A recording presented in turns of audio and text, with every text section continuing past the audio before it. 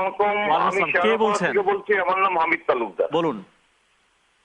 আমার প্রশ্নটা হলো, দশম জাতীয় সংসদ নির্বাচনে বর্তমান সরকার বা ইতিপূর্বের সরকার, আওয়ামী লীগ সরকার বারবার বলেছে যে তারা নিরপেক্ষভাবে নির্বাচনটা অনুষ্ঠিত করবে, কিন্তু আমরা এইবারের উপজেলা নির্বাচনে ব্যাপক সহিংসতা, হত্যা, জালিয়াতি, ব্যালট পেপারে সিল মারা সহ হাজারো অনিয়ম পরিলক্ষিত হয়েছে। এর মধ্যে দিয়ে কি প্রমাণিত হয় না যে এই সরকারের অধীনে জাতীয় নির্বাচন নিরপেক্ষভাবে সম্ভব নয়? জি, অনেক ধন্যবাদ প্রশ্ন করার জন্য। আসিফ ভাই যদি জবাব দেন আপনি।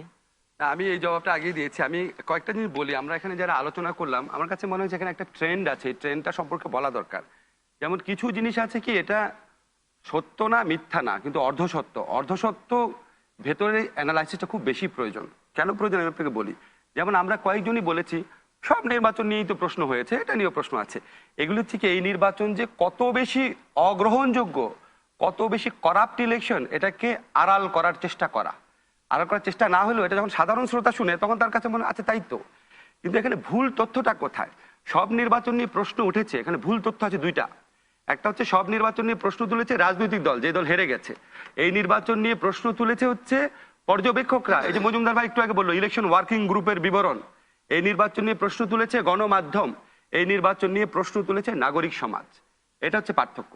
সেকেন্ড পার্থক্য হচ্ছে এর আগে ইলেকশনগুলো যেগুলি হতো সেখানে কারচুপি হয়েছে কি হয় নাই এটা নিয়ে মানুষের মনে প্রবল সন্দেহ থাকতো, কারণ মাত্রাটা কম ছিল। বা ইনসিডেন্ট ধরেন 300টা আসনের মধ্যে হয়তো 10টা আসনে হয়েছে, বা মাত্রাটা কম ছিল।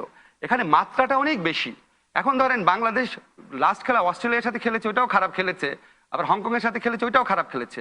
এখন আপনি বাংলাদেশ হংকং এর সাথে হারার পর দিন যদি আমি বলতাম কি হয়েছে, বাংলাদেশ তো অস্ট্রেলিয়ার সাথেও হারে, একটা ভুল তথ্য দেওয়া না, বিভ্রান্তিকর তথ্য দেওয়া। সব নির্বাচন নিয়ে প্রশ্ন উঠেছে কিন্তু এত প্রশ্ন ওঠে না, এটা আমাদের বলতে হবে। সেকেন্ড ব্যাপার হচ্ছে আমরা একটা কথা বলি যে যে পেরেছে সেই আপনার কারচুপি করেছে, সবাই দায়ী মোটামুটি। দেখেন আপনাকে থিওরিটিক্যাল এটা যে মানতে হবে, আওয়ামী লীগ বা বিএনপির প্রার্থী যদি কারচুপি করে সেটার যতটা দায় দায়িত্ব তার চেয়ে অনেক বেশি দায় দায়িত্ব যদি প্রশাসন করে, যদি পুলিশ করে, যদি সরকারি কর্মকর্তা করে, সেটার দায় দায়িত্ব অনেক বেশি। সরকারি কর্মকর্তা কি আওয়ামী লীগ বিএনপির পক্ষে কারচুপি করেছে? কারচুপি করলে সে তার চামড়া আস্ত থাকবে বলে আমি মনে করি না। বাংলাদেশ এখন যে অবস্থা, যদি করে থাকে তারও বিচার করা উচিত। রাজনৈতিক দলের পর্যায়ে জামাত যদি কোথাও সুযোগ পায় কারচুপি অবশ্যই করবে, বিএনপি কোথাও সুযোগ পেলে কারচুপি অবশ্যই করবে, আওয়ামী লীগ পেলে সুযোগ অবশ্যই করবে। দেশ এখন যে অবস্থা আছে, ক্ষমতা যাদের হাতে, সুযোগটা কার পাওয়ার কথা আপনি বলেন?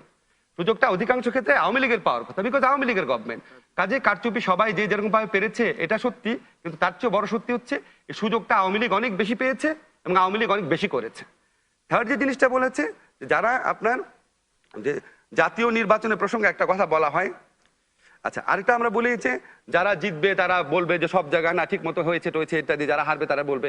দেখেন আমি এখানে বারবার একটা কথা বলছি, আমরা তো পলিটিক্যাল পার্টি কি বলেছে সেই বক্তব্য তো আমরা অনেক হালকাভাবে নেই। আমরা অন্যান্য যে তথ্য প্রমাণ যে অভিমত আছে সেগুলির মতামতটা ভিত্তিতে আমরা বলি এই নির্বাচন অনেক বেশি কারচুপিপূর্ণ। আরেকটা কথা আমি একটু বলে রাখি, দেখেন আমি যে বললাম নির্বাচনে কারচুপি হয়েছে, জালিয়াতি হয়েছে, তার মানে কি সবগুলো আসনে হয়েছে? সবগুলো আসনে হয় নাই। সবগুলো আসনে যদি নাও হয়, ধরেন আপনার জাতীয় নির্বাচন, আমি একটা উদাহরণ দিই আপনাকে, ধরেন জাতীয় নির্বাচন হচ্ছে 300টা আসন আছে। ধরেন ফেয়ার ইলেকশন হলে 160টা আসনে আওয়ামী লীগ জিতবে, ফেয়ার ইলেকশন হলে 140টা আসনে বিএনপি জিতবে, ধরেন এরকম একটা সিনারিও। তখন বিএনপি কারচুপি করে 25টা আসনে বেশি জিতে গেল, তাহলে কিন্তু বিএনপি ক্ষমতা আসার মতো 155টা আসনে জিতে গেল। তখন কি আপনি বলবেন নির্বাচন সুষ্ঠু হয়েছে? তখন আমরা গোটা মানে যেই রেজাল্টটা গোটা প্রসেসকে ভিশিয়েটেড করে দেয়, গোটা প্রসেসকে দূষিত করে দেয়, সেরকম যদি 1/10 আসনেও কারচুপি হয় আমরা বলবো ইলেকশনটা সুষ্ঠু হয় নাই। আমি মনে করি এবারে যেই যখন আমরা একটু আগে আমরা তর্ক করছিলাম যে বিরতির সময় অধিকাংশ আসন কে জিতেছে, পরে আমরা নিজেরাই চেক করে দেখলাম চেয়ারম্যান পদে আওয়ামী লীগ, বিএনপি এবং জামাতের যে যুগ্ম ভোট তার চেয়েও বেশি আসনে জিতেছে। এখন আপনি বলতে পারেন তাও তো বিএনপি তো অনেকগুলো জিতেছে। প্রশ্ন তো এটা না, প্রশ্ন হচ্ছে ফেয়ার ইলেকশন হলে আওয়ামী লীগ একটা আসনেও বেশি জিততো কিনা, সুষ্ঠু ইলেকশন হলে আওয়ামী লীগ বিএনপির অর্ধেক আসনে জিততো কিনা। এখন যদি আওয়ামী লীগ অর্ধেক, আওয়ামী লীগ ধরেন 100টা আসনে জিততো উপজেলা চেয়ারম্যান পদে সুষ্ঠু নির্বাচন হলে, সেখানে যদি সে 200টা আসনে জিতে তাহলে অবশ্যই আমরা প্রশ্ন তুলবো কেন 100টা আসনে জিতবে, একটা আসনেই কেন জিতবে বেশি কারচুপি করে। কাজে আমার কথা হচ্ছে কারচুপি কার আমলে হচ্ছে, কোন আমলে হচ্ছে, অন্তত আমরা যারা সিভিল সোসাইটির লোক আছি, ফিরোজ রশিদ ভাই পলিটিশিয়ান আছে, উনি 5 জানুয়ারি ইলেকশনে আগে একরকম বলতে পারেন, পরে একরকম বলতে পারেন, পলিটিক্স ইজ লাইক দ্যাট। কিন্তু আমাদের মনে হয় কি আমরা কোন আমলে কারচুপি হচ্ছে, কে কারচুপি করছে, কে বেনিফিটেড হচ্ছে সেটা দেখা আমাদের দায়িত্ব না। কারচুপি হচ্ছে, কারচুপি এইবার যাটা হয়েছে এরকম কারচুপি অল্প মাত্রায় বিভিন্ন ইলেকশন হয়েছে, কিন্তু এই মাত্রার মতো কারচুপি 1990 সনের পর কখনো হয় নাই। জি মিস্টার মজুমদার।